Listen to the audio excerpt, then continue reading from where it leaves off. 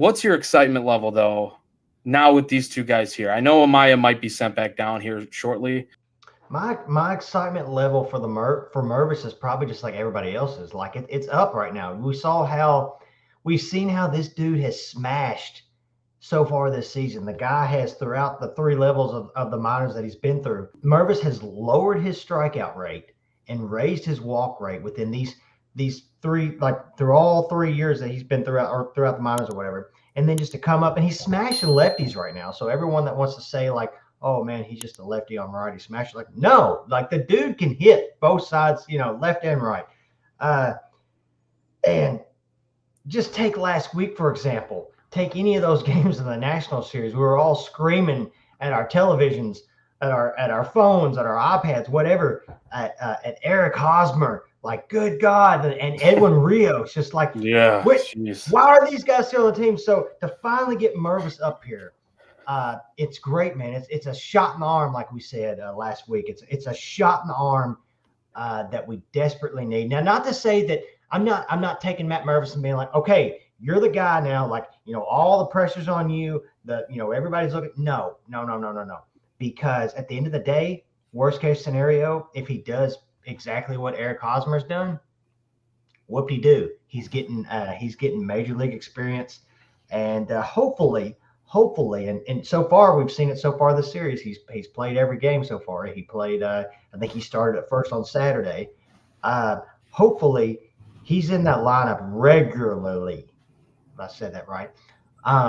Because he doesn't need to be a guy that is, just playing 3 games a week. And I don't think he will be, because if that's the case, it's like, screw it, just go back down to the minors, which he shouldn't. So hopefully he's in that lineup every single day. And Saturday, as far as being on the field, I know there was questions about his defense. Yesterday, he looked pretty comfortable over there. He turned a pretty sweet little double play, pretty tough play, and made it look easy. So I'm not super concerned about his defense over there either.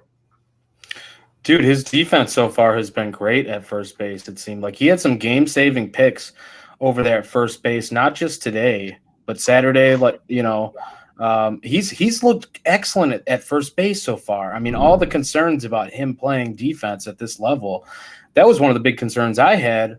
Was maybe that's, we weren't really hearing about, oh, he's got to fine-tune things defensively and this and that, like. The reason why the excuses were to keep Chris Bryant down, for example.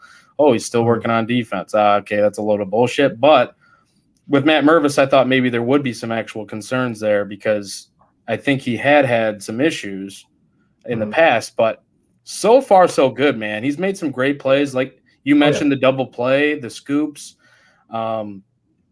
He's been great over there at first, and I'm really impressed with just his demeanor. I think obviously this is a shift going to the big leagues. He's been able to cut down the strikeout rate and increase the walk rate at basically every level that he's stepped up to. So far, the strikeout rate, I think it's a little bit high here at the majors, but I mean, it's 3 games. Like, you know what I mean? This is totally an adjustment. Once he makes that adjustment, I feel really good about where he's going to be at. But I will say, man, like it's just cool to see him here. And I think the Cubs really do understand that he does need to play every day, unlike maybe their lack of understanding with a guy like Nelly V, maybe their lack of understanding with some other guys that they've kind of, missed the boat on, where they should give him playing time, in my opinion, which, I'm not a manager. I'm not in that facility. I don't see the practice that's happening, the batting practice. You know what I mean? Maybe Nelly V is not looking as good as what they think, but he's on the roster, and they let go of Edwin Rios and Louis Torrens, and it sucks with Nelly V. I know you just brought up Nelly V. It sucks that like he's in that little that little whirlwind right now, where it's like he's in a tough spot as far as getting opportunities to play, and it sucks because, man, I love to see that guy put up, get